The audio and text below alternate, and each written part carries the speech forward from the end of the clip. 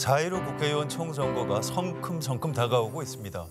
한겨레 라이브는 설 연휴를 앞두고 특집을 마련했습니다.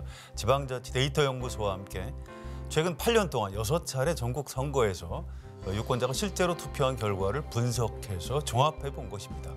자세한 내용은 한겨레 신문과 인터넷 한겨레를 통해 확인하실 수 있습니다. 기사를 기획하고 작성한 기자 두 사람 스튜디오로 모셔서 직접 얘기를 들어보겠습니다. 이번 기획을 담당한 한겨레 정치팀 황금비 기자 그리고 김원철 기자 나오셨습니다. 두 분 안녕하세요. 안녕하세요. 안녕하세요. 예, 제가 좀 성격이 급해서요. 이번에 분석해 보니까 더불어민주당이 이긴다 이런 그 세간의 관측이 맞습니까, 황금비 기자? 네. 이제 저희가 분석한 결과에 따르면 최근 있었던 전국 단위 선거 6차례를 토대로 분석을 했는데 전체 253개 지역구 가운데 민주당의 지지세가 강했거나 혹은 다소 강했던 지역이 110곳인 것으로 나타났습니다. 그리고 한국당의 지지세가 강했거나 다소 강했던 지역은 60곳으로 나타났고요. 이 부분을 제외를 하고 또 특정 정당의 지지세가 강하지 않았던 곳은 3분의 1에 해당하는 83곳으로 나타났습니다. 그래서 아무래도 이 지역의 민심을 좀 잡기 위해서 모든 정당이 열심히 해야 하지 않을까. 아직 아무도 안심하긴 이르다. 이런 결과가 나온 것 같습니다. 그렇군요. 그런데 최근 여론조사를 보면 문재인 정부 심판론보다는 야당 심판론이 좀 더 강한 걸로 나오고 있고요. 그래서 이제 민주당 분위기가 좋은 걸로 알고 있는데 지금 실제로 정치권 현장 분위기는 어떻습니까? 뭐 큰 기조는 좋다 이렇게 말할 수는 있는데요. 여론조사들이 혼재되어 있고 일부 여론조사에서는 그 한국당과 민주당 혹은 그 통합된 보수정당과 민주당 간의 지지율 격차가 굉장히 붙고 있고. 그렇군요. 예, 그리고 실제로 지금 이제 현역 의원들이 지역 활동을 열심히 하고 있는데 얘기를 들어보면은 나날이 안 좋아지고 있다 이런 얘기들을 전해주고 있어서 실제 총선까지 지금 굉장히 시간이 많이 남았기 때문에 그렇죠. 예, 섣불리 예측하기가 어려울 것 같습니다. 네, 더불어민주당이 지금 섣불리 김치국 마실 때는 아닌 것 같다. 두 분한테 그런 말씀 드렸고요. 자, 이번 데이터 분석을 어떤 식으로 한 건지 황금비 기자가 좀 자세하게 설명을 해주세요. 네, 저희가 이제 기본적으로 이 분석은 실제로 두 정당에서 낸 후보자가 얼마나 득표를 받았는지 그 득표율을 대상으로 분석을 했습니다. 대부분의 여론조사를 보면 사실 무응답이나 기권처럼 그런 응답도 이제 포함이 되지만 이 분석은 그런 여론은 제외를 하고 실제 득표 결과를 토대로 분석을 한 것이고요. 분석 대상은 2012년부터 치러진 전국 단위 선거 6번을 기준으로 했습니다. 저희가 생각을 해보면 2012년도에 총선과 대선이 있었고요. 네. 또 가장 최근이었던 2018년 지방선거까지 모두 6번 선거가 있었습니다. 그중에서도 이제 지방선거의 경우에는 사실 도지사부터 시의원까지 투표용지가 굉장히 많습니다. 그렇죠. 네, 근데 그중에서도 시장이나 구청장처럼 최대한 총선의 지역구와 비슷한 범위가 가장 비슷한 기초자치단체장을 대상으로 분석을 진행했습니다. 그렇군요. 그런데 단순히 그냥 득표율만 더했을 것 같지는 않고요. 어떤 네. 나름 기준을 가지고 분류하셨을 것 같은데 어떻게 네. 하셨나요? 네, 이렇게 6번의 선거를 기준으로 봤을 때 이 해당 지역구에서 민주당과 한국당이 낸 후보자들이 득표한 수치가 있습니다. 이를 토대로 이제 각 당의 평균 득표율을 계산을 했고요. 그리고 전체 6번의 선거에서 민주당과 한국당이 후보가 각각 최소치 득표율을 기록한 선거가 있었습니다. 그래서 그 최소치를 각 당의 적극 지지자 수치로 분류를 했습니다. 네, 이 사람들은 사실 어떤 일이 있어도 그냥 투표장에 가서 내가 지지하는 원래 정당을 찍을 가능성이 높은 사람들 이렇게 분류가 되고요. 네, 그런 다음에 이제 각 당의 평균 지지율에서 이 적극 지지자를 뺀 수치를 소극 지지자로 분류를 했습니다. 이 경우에는 뭔가 후보자 혹은 뭐 당의 행태 이런 것들 중에 하나가 좀 마음에 들지 않으면 투표장에 가지 않을 수 있는 사람들로 분류가 됩니다. 좀 느슨한 지지층으로 생각하시면 될 것 같고요. 이렇게 좀 적극 지지자와 소극 지지자를 합친 것이 민주당, 한국당의 평균 지지율로 분석을 했습니다. 그렇군요. 네. 근데 왜 두 개 정당만 했습니까? 더불어민주당, 자유한국당 말고 다른 정당도 많이 있는 거 아닌가요? 네. 그래서 이제 이 전체 득표를 100으로 봤을 때 민주당의 평균 지지율이나 한국당의 평균 지지율을 제외한 값 가끔씩 나오긴 합니다. 그래서 이 경우에는 이 유권자가 제3당을 지지했거나 혹은 특별하게 지지하는 정당이 없는 그런 유권자층으로 해석이 되는데요. 왜 민주당과 한국당만 분석이 가능하냐?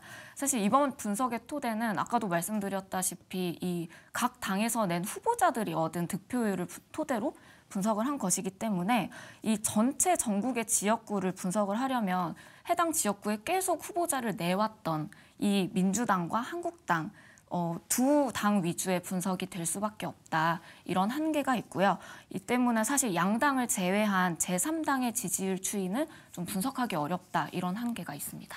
네, 김원철 기자. 이번에 선거법이 좀 바뀌어서요. 제3정당에서 좀 의미 있는 득표율을 올리지 않을까 이렇게 예상이 되니까 지금 우리가 분석한 거는 이제 과거의 참고절에 불과하다. 이런 점을 좀 유의해야 되겠죠? 예, 그렇습니다. 특히 이번 선거는 말씀하셨다시피 제3당이 어떻게든 지역구 후보를 더 많이 낼 것이고 네. 그것이 실제 선거에서 중요한 변수로 작용할 가능성이 역대 어느 선거보다 크기 때문에 이번 저희가 한 분석은 진짜 그냥 참고 자료로 한번 봐주셨으면 하는. 알겠습니다. 자, 이제 격전지 몇 군데를 두 분과 함께 좀 살펴보도록 하겠습니다. 정치 1번지 서울의 종로부터 가볼 거예요. 우리 그 분석 결과 어떻게 나왔습니까? 네, 서울이 굉장히 종로구가 굉장히 상징성이 높은 곳으로 꼽히는데요. 과거 6번의 투표 결과를 분석을 한 결과 민주당의 평균 득표율이 49.4%, 그다음에 한국당의 평균 득표율이 36.7%로 좀 사실 민주당이 다소 높은 강했던 지역으로 분류가 되었습니다. 네. 네, 아무래도 정세균 총리가 이제 19대 20대 총선에서 연이어 당선이 된 게 이 결과에도 좀 나타난 게 아닐까 싶습니다. 그렇군요. 자, 이낙연 국무총리는 종로 출마 확정이 된 건가요? 좀 어떤 상태입니까, 민주당? 민주당 이해찬 대표가 이낙연 전 총리를 직접 만나서 종로 출마를 공식적으로 권유했고요. 네. 뭐 황교안 대표가 나오든 나오지 않든 이낙연 총리가 먼저 거기에 출마 선언을 하고 황교안 대표가 오면 뭐 진검승부를 펼치고 나오지 않으면 도망갔다는 프레임으로 한국당을 공격하는 뭐 그런 전략을 민주당이 쓸 것 같고요.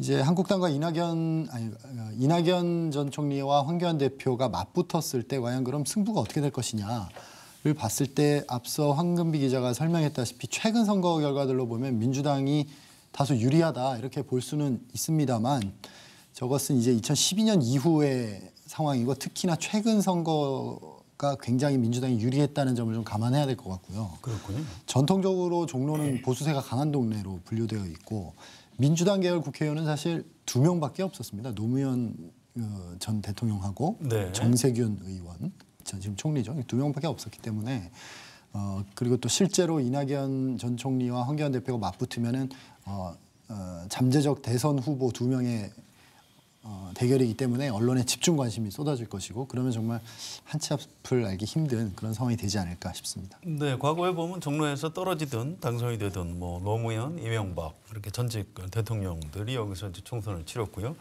이번에 이낙연, 황교안 두 전직 국무총리가 여기서 선거를 치른다는 얘기는 두 사람 다 유력한 대선 주자인 것하고 관련이 있을 것 같아요. 김원철 기자 볼 때 누가 이길 것 같습니까? 지금 저한테 돈을 걸라고 하면 당연히 이낙연 전 총리에게 걸 것 같긴 한데요. 네, 우리 저 한겨레 데이터를 믿으시는군요. 네. 알겠습니다. 자, 추미애 지금 법무부 장관 지역구였죠. 서울의 광진을 여기가 관심이고요. 또 자유한국당의 전 원내대표 나경원 의원 동작을인가요? 뭐 이런 지역도 좀 관심이 있는데 황금비 기자 좀 소개해 주실까요? 네, 이 두 지역을 한번 꼽아봤는데요. 네. 아무래도 수도권이어서 그런지 민주당의 좀 우세가 좀 점쳐지는 지역이긴 합니다. 광진을의 경우에는 추미애 법무부 장관이 5선을 한 지역으로 네. 민주당의 평균 득표가 50.7%, 한국당의 평균 득표가 33.2%로 나타났습니다. 또 동작을의 경우에는 저희 기억하시다시피 이제 2014년 재보선 선거에서 나경원 의원이 노회찬 정의당 의원과 붙어서 아슬아슬하게 이겼던 곳인데요. 네. 이곳의 민주당 평균 득표율은 45.3%, 한국당의 평균 득표율은 36.6%로 나타나서 사실 좀 민주당에 약간 좀 우호적인 것으로 나타났습니다. 아까 말씀하셨다시피 최근에 이제 민주당이 뭐 지방선거든 대선이든 좀 좋은 성적을 냈기 때문에 좀 수도권을 중심으로 이 영향이 계속 미친 게 아닌가 생각이 듭니다. 네, 지금 현직 의원은 자유한국당이 가지고 있는데도 선거 지형은 민주당이 유리하다. 네, 이렇게 그렇습니다. 분석이 되는군요. 네. 자, 여기에 그 추미애 장관에 이어서 더불어민주당이 누가 출마를 하게 되나요? 결정이 됐습니까? 아직 결정 안 됐고요. 이것이 이제 이번 총선의 첫 번째 초반부에 굉장한 관전 포인트인데 네. 당에서는 지금 상대당 후보는 지금 사실 오세훈 전 서울시장으로 거의 확정이 되어 있고요. 네, 거물이죠. 예, 거물이고 또 그 나름의 이미지가 있기 때문에 굉장히 강한 상대다 이렇게 보고 있고 그분을 꺾기 위해서 이런저런 거물들을 검토를 하고 있습니다. 실제로 여론조사를 최근에 여러 차례 돌렸고 그 여론조사에서 이름을 올렸던 분들은 김동연 전 부총리, 경제부총리요. 예, 경제부총리, 이광재 전 강원지사, 고민정 전 청와대 대변인, 그리고 정계 은퇴를 선언한 임종석 전 청와대 대통령 비서실장 네. 뭐 이런 거물급들이 다 이름을 돌렸고요. 다만 현재 상황상 이광재 전 지사는 강원도 출마로 사실상 정리가 된 상태고 김동연 전 경제부총리 같은 경우에는 아직까지 출마 의사가 좀 오리무중인 상황이라서 네. 조금 더 민주당에서 라인업을 좀 고민을 하고 있는 상황입니다. 하고 있는 상황이고 임종석 전 비서실장 출마 가능성이 있습니까? 최근 또 정계로 돌아온다 이런 이야기들이 많이 나오고 있는데 본인은 완강하게 입장이 변하지 않았다. 이런, 얘기하고 있는 상황이고 네. 당에서는 강하게 복귀를 계속 설득하고 있는 그런 상황입니다. 알겠습니다. 자, 서울 동작을 나경원 전 원내대표를 꺾기 위해서 더불어민주당이 좀 칼을 갈고 있을 것 같은데요. 칼을 어떤 갈고 사람들 있는데요. 거론되고 있나요? 예, 여기도 마찬가지로 지금 아직까지 후보가 압축되는 느낌은 아닌데요. 현재 자천타천으로 이름이 거론되는 분들은 고민정 전 청와대 대변인 그리고 그 민주당에 입당할 것으로 강하게 지금 추정되고 있는 이수진 전 판사. 네, 법조인요. 판사. 예, 법조인 네. 사법농단 관련돼서 기여를 하셨던 인물이죠. 아무래도 현역 의원이 그 거물 여성 정치인이다 보니까 민주당에서도 좀 이름값이 있는 여성분들을 검토하고 있는 것 같습니다. 그렇군요. 서울 동작을도 더불어민주당의 어떤 전략 공천 지역인가요? 아직 그 부분은 확정이 되지 않았고요. 네. 다만 전략 선거구로 묶을 수 있는 요건에는 해당을 합니다. 해당을 하고 전략 선거구로 묶으면 전략 선거구 중에 또 전략 공천 지역을 선별해야 되기 때문에 두 단계가 더 남아 있다 이렇게 볼 수 있겠습니다. 알겠습니다. 자, 경기도로 한번 넘어가 볼까요? 여기서 올해 총선 불출마를 선언한 의원들이 있지요. 고양병의 유은혜 교육부 장관, 또 고양정이죠 김현미 장관 이런 분들이 불출마 선언했고 이런 지역은 지금 우리 데이터 분석 결과 어떻게 나왔습니까? 네, 이 두 지역 모두 그 일산을 포함하는 대표적인 지역구인데요. 두 곳 모두 사실 민주당 평균 지지율이 한국당보다 15% 내외로 더 높게 나타났습니다. 특히 민주당은 그 적극 지지자층이 한국당에 견져서 매우 높게 나타났습니다. 그렇군요. 네, 실제 현장 분위기는 더불어민주당에 대해서 반감들이 많다 뭐 이런 얘기가 있는데요. 지금 여기 거론되는 인물들이 있습니까? 여기 거론되는 인물들이 지금 여러 번 제가 이름을 언급했는데 고민정 전 청와대 대변인은 고민정 전 대변인 여기도 거론이 되는군요. 네. 지금 당 입장에서는 여러 군데 쓸 수 있는 다목적 카드다 이렇게 보고 있는 것 같고 실제로 출마를 당에서 굉장히 강하게 요청해서 본인의 결심을 이끌어낸 분이기도 하고요. 그래서 이분이 일산에서도 뭐 이렇게 여론조사에 이름을 올리고 검토되고 있는 것은 맞는 것 같고요. 그리고 지금 김홍걸 그 전 김대중 대통령의 아들, 셋째 아들, 네. 그분도 일산에 자택이 있어서 일산에 출마할 것 같은 분위기로 계속 민주당에서 얘기를 하고 있어서 조금 가능성이 있어 보입니다. 네, 김대중 전 대통령이 일산에 산 적이 있죠. 예. 뭐 그런 연고 때문에 아마 거론이 되는 것 같습니다. 자, 수도권 전체적으로는 지금 지형이 어떻습니까? 황금배 기자 분석 좀 해주실까요? 네, 그래서 아무래도 이제 서울과 경기, 인천을 포함한 수도권 지역은 전체 지역구 가운데 122석, 거의 절반에 가까운 지역입니다. 네. 그래서 굉장히 핵심 지역인 거죠. 이게 전반적으로 보면 이제 민주당 지지세가 강한 곳으로 분류가 되는데 분석을 봐도 서울은 49개 지역구 가운데 34곳, 그리고 경기도는 60곳 가운데 27곳, 그다음에 인천의 경우 13석 가운데 6곳이 민주당의 지지세가 강했거나 다소 강했던 곳으로 분류가 됩니다. 그래서 사실 이 결과만 보면 2012년 이후의 선거에서는 민주당이 수도권에서 압승을 거뒀다 이렇게 해석할 수 있을 것 같습니다. 네, 김원정 기자 어떻게 보세요? 지난번 20대 선거 때처럼 수도권에서 더불어민주당이 압승할 수 있을까요? 사실 저 데이터를 가지고 저희가 선거 예측을 하기엔 굉장히 힘들고요. 저 네. 데이터는 과거에 이랬다는 것이고 총선은 뭐 여러분들도 다 아시다시피 그 일주일 전 여론조사도 맞추지 못하는 그런 총선이 많았거든요. 지난 총선도 그랬고요. 그래서 섣불리 예측하기는 쉽지 않고 분명히 지난 선거까지는 민주당이 굉장히 선전을 했고 이것 때문에 굉장히 기대를 많이 하고 있고 당에서는 사실상 수도권은 더 해야 되는 거 아니냐는 생각을 할 정도로 굉장히 기대를 하고 있는데 그럼에도 불구하고 뭐 앞서 설명드렸다시피 지금 여론이 정말 하루하루 다르게 돌아가고 있기 때문에 총선이 다가오면서 어떤 이슈가 어떻게 불붙느냐에 따라서 수도권 판세는 정말 한 치 앞을 내다보기 쉽지 않을 것 같습니다. 네, 자 수도권 말고 또 관심 지역은 부산, 울산, 경남 이른바 PK 지역입니다. 이곳은 이제 국회의원은 자유한국당 의원들이 더 많은데요. 지난 지방선거나 이럴 때는 또 더불어민주당 발음이 불었던 곳인데 우리 데이터 분석 어떻게 나왔습니까? 네, 그래서 부산, 경남 아무래도 이제 원래는 보수의 텃밭으로 불렸다가 가장 최근 선거에서 민주당의 지지세가 과거보다 좀 높아진 지역으로 분류가 되는데요. 부산의 경우에는 18개 지역구 가운데 특정 지지세가 강하지 않았던 곳이 12곳에 달하는 것으로 나타났습니다. 나머지 6개 지역구는 한국당 지지세가 강했던 곳으로 분류가 되었고요. 경남의 경우에는 전체 16석 가운데 한국당의 지지세가 강했던 곳이 11곳으로 나타났고 네. 민주당 지지세가 높은 지역도 2곳으로 나타났는데 이곳은 이제 현재 민주당 현역 의원이 있는 김해, 갑을 2개의 지역구로 나타났습니다. 부산은 좀 혼전 상황이다 이렇게 볼 수 그렇습니다. 있겠군요. 자 하나하나 좀 따져볼게요. 김도읍 의원, 또 김무성 의원, 김세연 의원 이런 분들은 지금 현재 국회의원인데 불출마를 선언한 의원들입니다. 이 지역구 상황이 좀 궁금하네요. 네. 그래서 김무성 의원의 경우는 일단 지금 중구 영도구가 있고 김세연 의원의 지역구는 금정구인데요. 이 2곳은 모두 일단은 한국당 지지세가 다소 강했던 곳으로 분류가 되고요. 김도읍 의원이 있는 북구, 강서구, 을의 경우에는 특정 지지세가 강하지 않았던 곳으로 분류가 됐습니다. 그렇군요.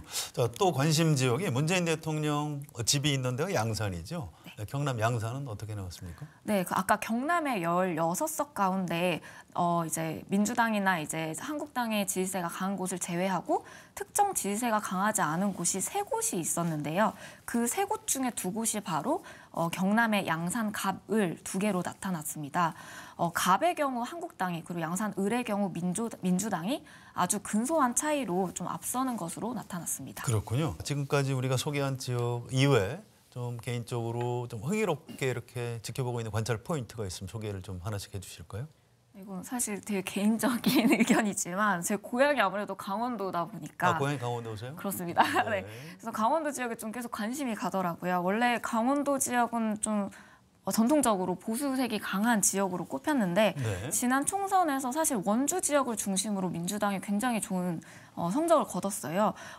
원주 을 지역에서는 민주당의 송기현 의원이 좀 근소한 차이지만 당선이 되기도 했고요. 그래서 한국당이 다시 이 원주를 포함해서 그 강원도 지역을 좀 수성을 할 수 있을지 아니면 민주당이 4년 전처럼 의미 있는 성적을 거둘 수 있을지 조금 기대가 되고 있습니다. 그렇군요. 자, 김원철 기자 관심 지역은 어딜까요? 저도 제 고향이 부산이라서 부산이 고향이세요? 부산 사투리 전혀 안 쓰시는데? 쓰려면 얼마든지 쓸 수 있습니다. 네.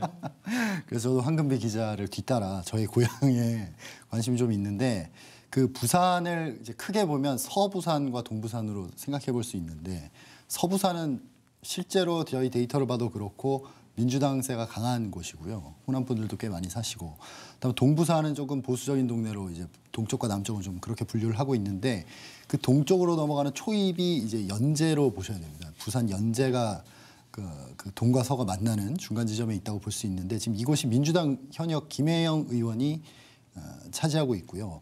근데 다만 저희 데이터상으로 봐도 이곳은 민주당 평균 지지율은 41.8, 한국당 평균 지지율은 46.6으로 한국당이 조금 더 현역 의원은 민주당이지만 밭은 한국당에 좀 더 좋다 이렇게 볼 수 있는 지역인데 또 김혜영 의원이 민주당에서 지금 여러 쓴소리를 하고 있는 그런 의원이라서 부산 유권자들이 그렇게 싫어할 것 같지 않다 이런 느낌도 들고 해서 과연 김혜영 의원이 부산 연재에서 재선에 성공할 수 있을 것인가 그런 부분들이 좀 흥미롭게 지켜보고 있습니다. 네, 알겠습니다.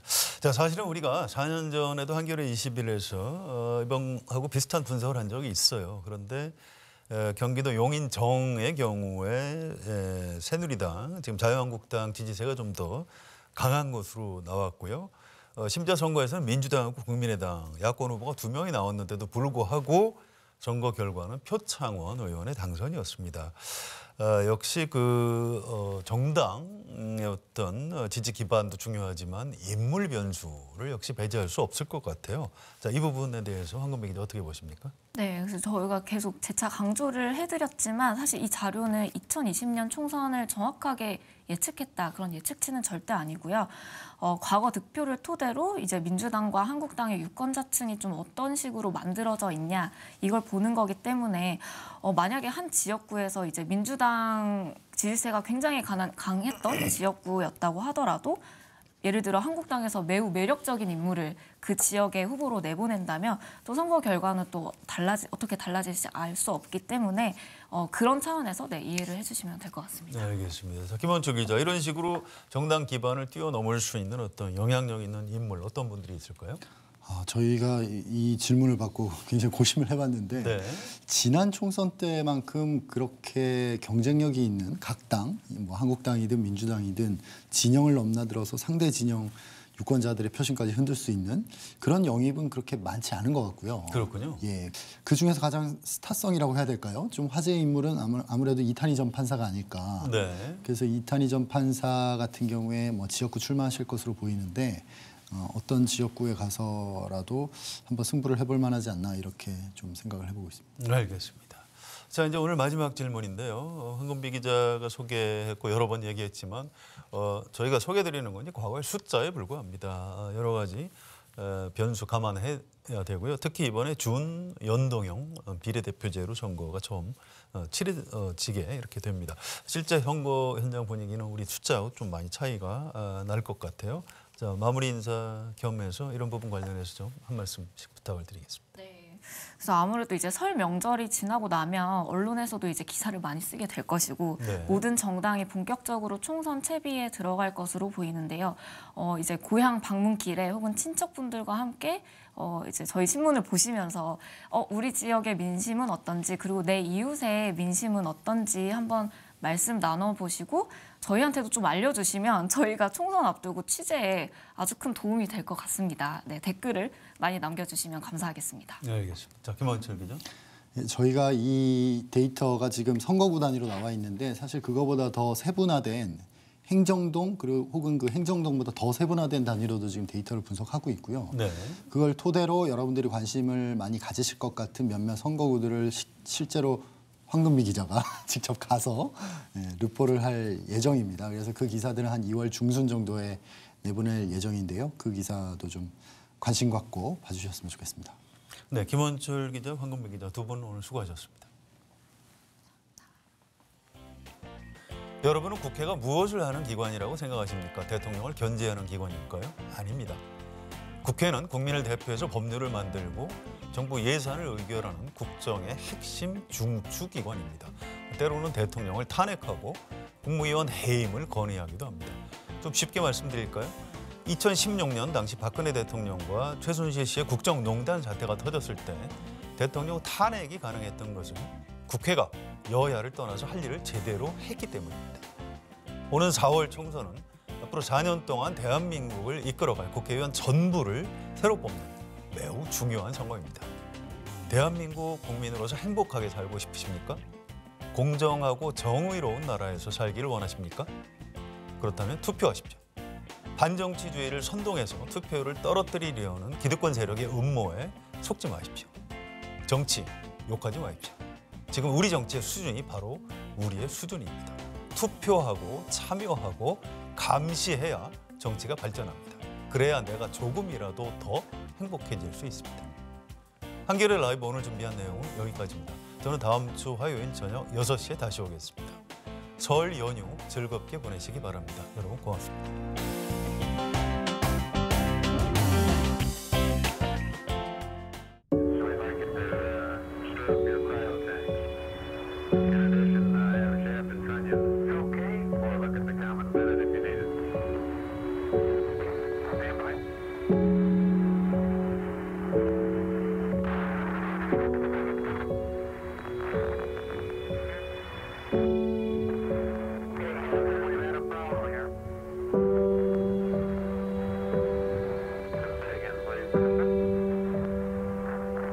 절대 닿지 않아 이미 멀어질 대로 멀어져 괜한 자존심 때문에 흐려져 버린 내 두 눈은 물처럼 투명한 추억인지 술처럼 지독한 기억인지 어쩌면 너무 많이 봤나 봐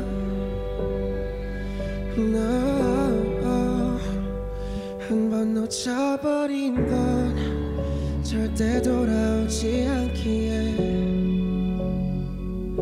숨을 뱉어봐도 살아있는 것 같진 않나 봐 시간이 해결해줄 거라던 그런 흔한 말도 인연이 아니라던 모든 말도 다 소용없었어 모든 게 너였어 Because I'm a satellite 이 주위를 맴돌아 멀리서라도 날 볼 수 있어 감사하다가 욕심이 좀 비었나 똑같을 거 알지만 난 그래 Because I'm a satellite 한참을 또 보다가 혹시나 하는 기대에 잠시 동안 서있다 거리는 늘 똑같아 발걸음을 떼는 난 그래